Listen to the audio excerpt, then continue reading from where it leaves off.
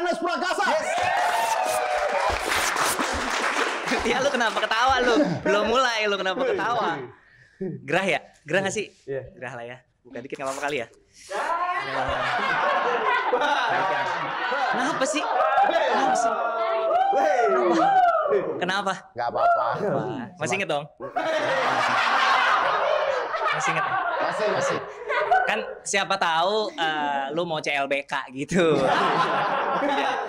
Coba lagi balik Kristen ya kan? Siapa tahu. Wey, 2 kali nih. Kenapa ya?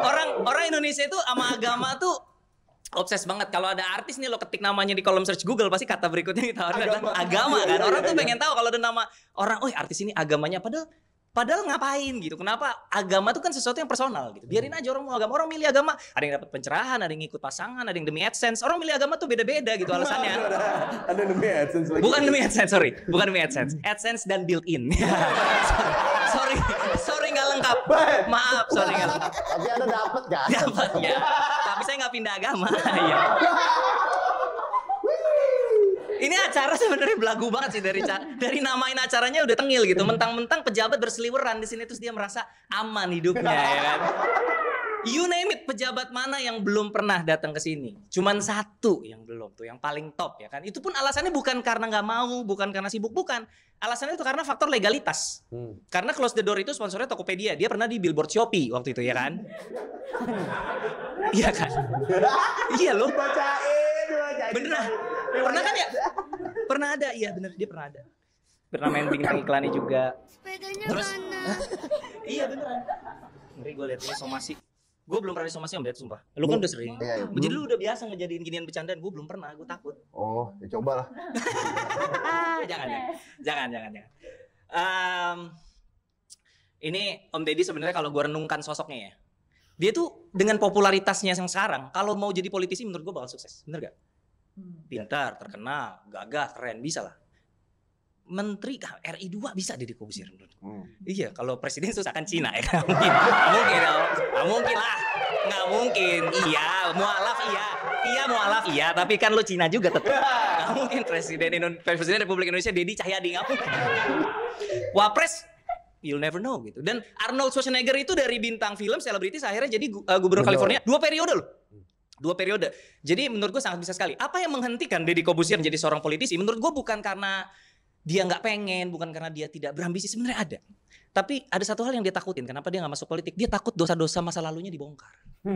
Masa-masa alaynya itu tiba-tiba dibongkar semua. Dan gue bukan bicara soal dandanan kungfu panda, itu biasa. Itu biasa, beneran deh. Itu bukan bagian paling memalukan dari masa lalu. Enggak, itu biasa. Bagian paling memalukan dari masa lalu Deddy Corbuzier menurut gue adalah Rex Pasiramal. Ya. Rex Pasiramal. Buat lo yang nggak tahu, cari Rex Pasiramal, Deddy Corbuzier di YouTube masih ada ya. Jadi Deddy mengaku dia bisa meramal orang lewat SMS. Sinayang, iya. Cek pulsa tuh SMS, bisa meramal nasib lewat SMS, itu kan penipuan. Kena nggak? Saya tidak. Tapi saya membayangkan Deddy Corbuzier yang itu, yang si Rek Ramal itu diundang jadi bintang tamu Deddy Corbuzier yang Close the Door. Pasti menarik. Deddy Corbuzier Close the Door nanya, Anda sadar ini penipuan kan? Deddy yang dulu bilang iya, tapi pensil alis mahal bos. Gak apa-apa lah. Tapi kan gini bos, gue boleh menjawab. Boleh. Kan saya saat ini udah stop. Stop apa tuh? Udah lama kan itu Rex Pasiramal. Oh iya betul. Udah stop, saya kan udah berhenti kan. Karena udah nggak ada SMS. Udah nggak ada versi WA-nya nggak ada ya. Iya.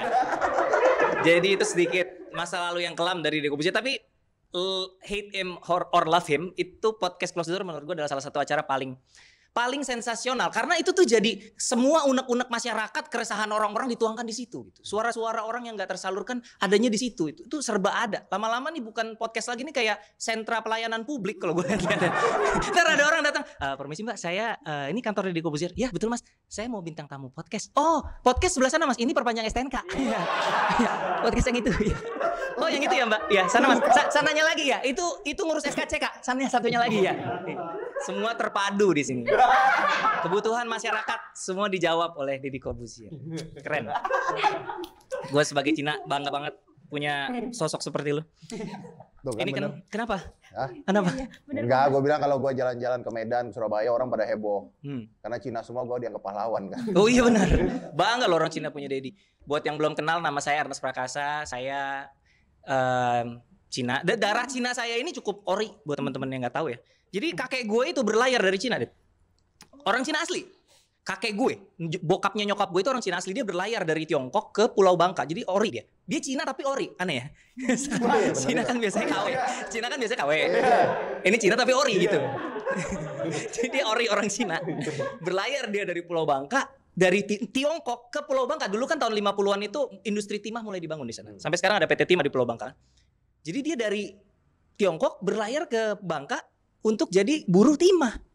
Pertanyaan gue, dia tahu lowongannya dari mana ya? Kan nggak ada Job Street, nggak ada LinkedIn gitu. Tapi bisa datang dari Tiongkok gitu. Cuma nyokap gue cerita dia jago kungfu. Wah gila, gue punya kakek jago kungfu tapi gue nggak sempet berguru gitu. Gue ngebayangin nyokap gue tuh 9 bersaudara ya, ada 4 laki-laki. Kalau gue misalnya dulu lagi kecil bokap gue marah paling gampar ya kan, lu gitu. Itu kalau kakek gue marah karena anaknya cowok gimana ya? Babi udah kasih makan belum babi? Gue udah bilang. Langsung. Nyokap gue 9 bersaudara, jangan-jangan dulu 16 sebenarnya ya. Mati ditotok 7.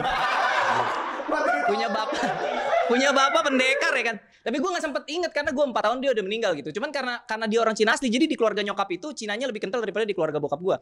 Jadi keluarga nyokap gue tuh kalau ngomong tuh masih suka kayak bahasa kayak, terus masih kayak ngomong di antara mereka tuh lu orang, gua orang gitu.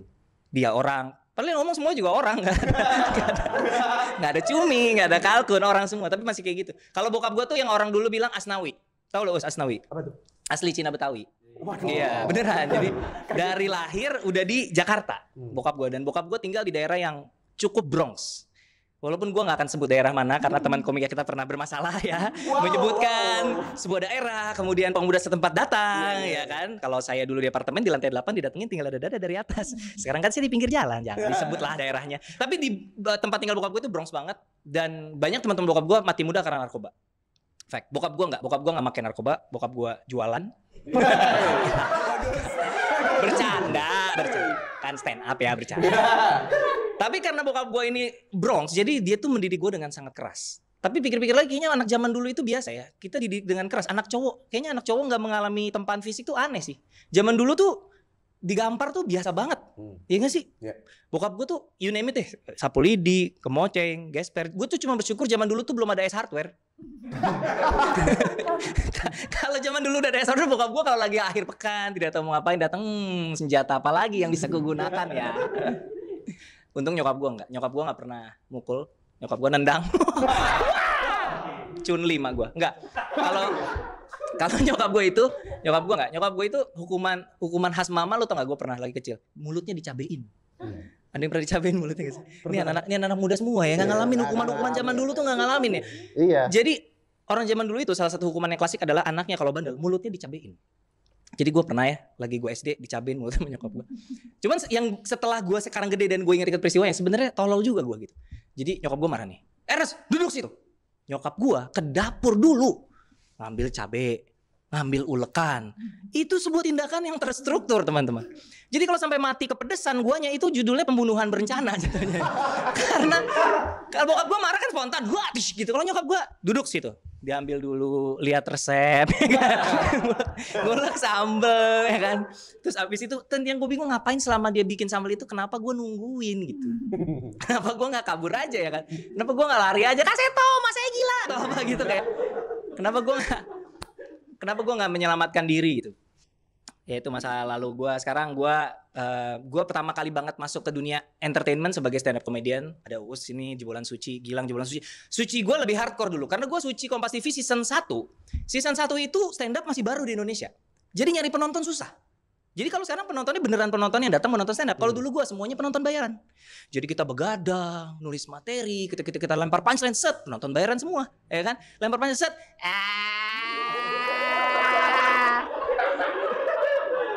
kayak kambing loh.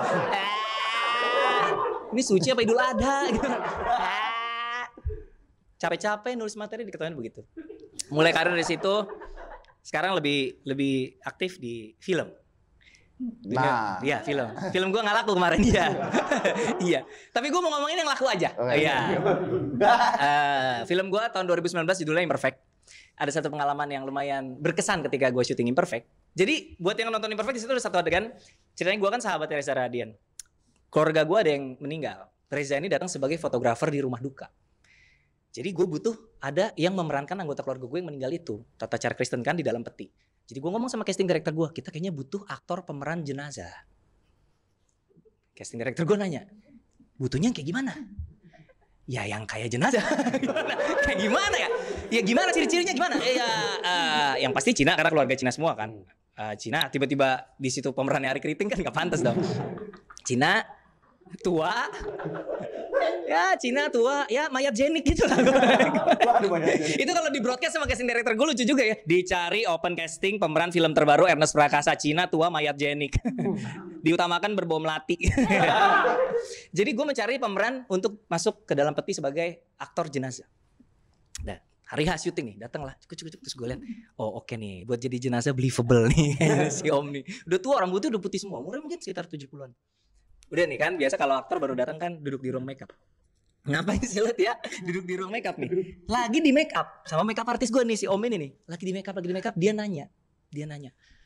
Dialog saya apa ya? Bingung dong makeup artisnya. Di benak dia, biasanya sih jenazah nggak banyak ngomong ya. Kok dia nanya, dialog saya apa? Bingung makeup artisnya. Akhirnya si makeup artisnya manggil gue. Ketenglah gue. Iya, kenapa Om? Dialog saya apa ya? Terus gue bilang, maaf nih Om, emang Om gak dikasih tahu adegannya apa? Gue bilang gitu kan. Iya saya tahu, adegan pemakaman kan? Iya betul, betul adegan pemakaman betul. Ya, Om sebagai apa? Tahu nggak sebagai apa? Tahu, dia bilang. Tahu, iya sebagai anggota keluarga kan? Betul, betul. Sebagai anggota keluarga, betul. Sebagai anggota keluarga yang, gue kayak kuis tau gak lu? Depannya M9 huruf fase setelah hidup. Apa ayo gitu. Akhirnya setelah disampaikan agak kaget ya, kayak nggak ready gitu datang untuk memerankan jenazah, agak wajahnya kayak agak kecewa gitu. Tapi akhirnya karena profesional saya bilang, oke, saya harus apa? Harus paling tahan napas sih Om. Lu kalau nyuruh anak muda tahan napas tuh santai nggak ada urusan, tapi kalau lu nyuruh kakek-kakek tahan napas, aduh gimana kalau dia nyaman gitu kayak kok dipikir-pikir paru-paruku letih juga ya gitu. Juru tahan napas tuh kayak merasa bersalah gue gitu, tapi ya udah ya memang harus gitu karena lu tau gak film itu kadang-kadang kita harus nge-CGI orang yang mati karena dadanya gerak-gerak gitu, jadi tugasnya adalah tahan napas. Oke, beres urusan perdebatan di ruang makeup beres, gue balik ke set dong nunggu dia datang nih cukup kita udah siap syuting, tiba-tiba masalah berikutnya muncul. Ketika melihat peti mati dia bilang, aduh sorry itu peti ada salibnya, itu peti mati orang Kristen, saya bukan orang Kristen. Waduh. Ya kan acting doang ya. Nggak lu masuk peti tiba-tiba dikunci dibaptis ya. Nambah nih satu gitu kan. Nggak juga, cuma acting doang gitu. Dia takut apa sih? Cuman ya kan it's just a coffin, cuma peti doang, tinggal tiduran dong, takut apa? Apakah dia takut dia amit-amit meninggal ketika di dalam peti terus ketemu malaikat jadi awkward gitu. Saya bisa jelaskan gitu. Tapi ya udah setelah melalui berbagai macam perdebatan akhirnya dia bersedia masuk Kristen. Masuk peti. Saya Ernest Prakasa. Terima kasih. Terima kasih.